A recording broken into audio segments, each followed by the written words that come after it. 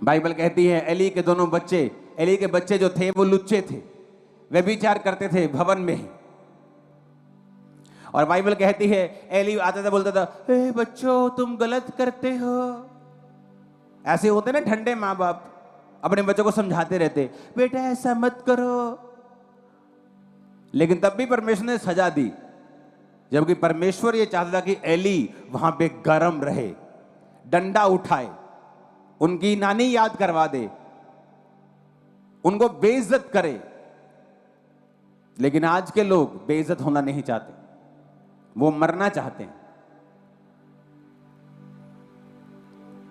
तो एली ने उनको बेइज्जत नहीं किया, पर बाइबल कहती है फिर वो नाश के रास्ते पे चले गए। और एक दिन उठा लिया गया जब हमला हुआ और दोनों बच्चे एक ही दिन में मर गए। और जब एली को यह समाचार मिला, वो भारा था, कुर्सी पे बैठा हुआ था, तोंद निकली हुई थी, बहुत भारी था। जब उसने समाचार सुना झटका लगा और वो भी गिरा, और भारी होने के कारण गर्दन के भार गिरा और गर्दन के मणके टूट गए और वहीं पे वो मर गया।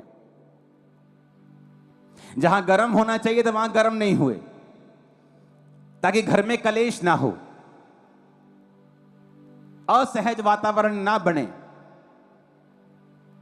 आज तुम अपने बच्चों को कुछ नहीं कहते, तुम्हें मालूम है तुम्हारी बेटी बिगड़ रही है, तुम कुछ नहीं कहते कि घर में कलेश ना हो, इसके बाप को मालूम ना हो जाए।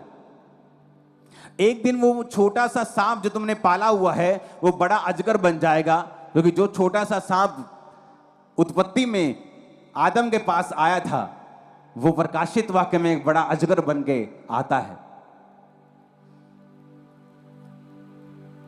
एली ने अपने बच्चों की ओर ध्यान नहीं दिया, खुद परमेश्वर में चलता रहा, लेकिन अपने बच्चों पे डंडा नहीं उठाया।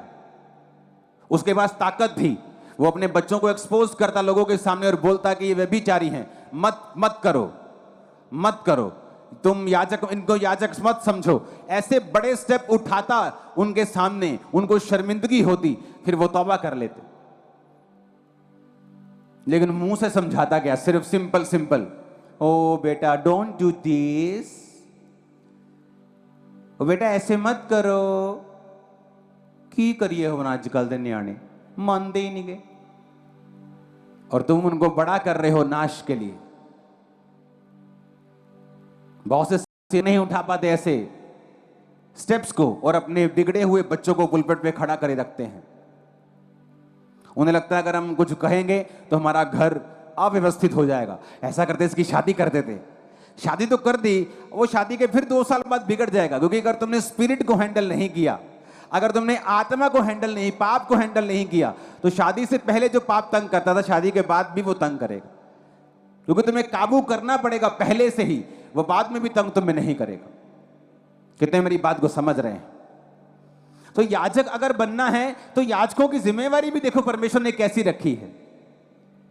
याजकों की बेटियों को पवित्र होना था, याजकों के बेटों को पवित्र होना था। याजक को जिम्मेवारी निभानी थी कि वो अपने बच्चों को, अपने बाल बच्चों को गंभीरता के साथ अधीनगी में रखे और परमेश्वर में चलाए।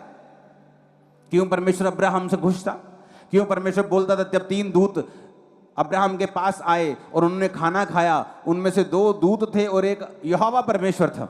जब बाइबल कहती है वो सदोम और अमोरा की ओर चले उनको होने के लिए, तो जो एक दूत यहोवा परमेश्वर था, तो वो अपने मन में सोचने लगा कि जो मैं करने वाला हूं, क्या मैं अपने दोस्त अब्राहम से छुपा के रखूं? क्योंकि ये अपने घराने को आज्ञा देगा कि मेरे बाद तुम परमेश्वर में अटल चलते रहोगे। आज्ञा देगा, कमांड करेगा, विल बनाएगा। मेरे बाद अगर मेरे बच्चे यहोवा में चलते हैं तो सारी प्रॉपर्टी के मालिक हैं, नहीं तो ये सारी प्रॉपर्टी सब में बांट दी जाए। ऐसी विल, ऐसी कमांड, ऐसी पावर अपने घराने के ऊपर कि बेटा ये सही रास्ता है, तुम्हें यहोवा में चलना है, मुड़ना रास्ता नहीं है, नहीं तो मैं तेरा बाप नहीं हूं। लेकिन नहीं, आज के विश्वासी ऐसे कदम नहीं उठा सकते, और वो धीरे धीरे अपने बच्चों को नाश होता हुआ देखते हैं।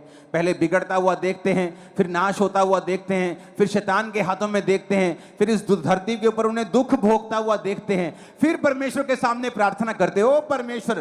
फिर परमेश्वर कहता है तुझे मेरा वचन सुनाई नहीं दिया था जब मैं बोल रहा था? तुझे ये मालूम नहीं कि मैं ही वचन हूं, वचन ही मैं हूं? जब मैं वचन के जरिए तुमसे बात कर रहा था तुम्हें सुनाई नहीं दिया था तब? तब तुम्हें एक्शन लेना चाहिए था, स्टैंड लेना चाहिए था, फास्टिंग करनी चाहिए थी, प्रार्थना करनी चाहिए थी, प्रेम भी करना चाहिए था अपने बच्चों से अधिक, ताकि तुम उन्हें बदल सको और मुझे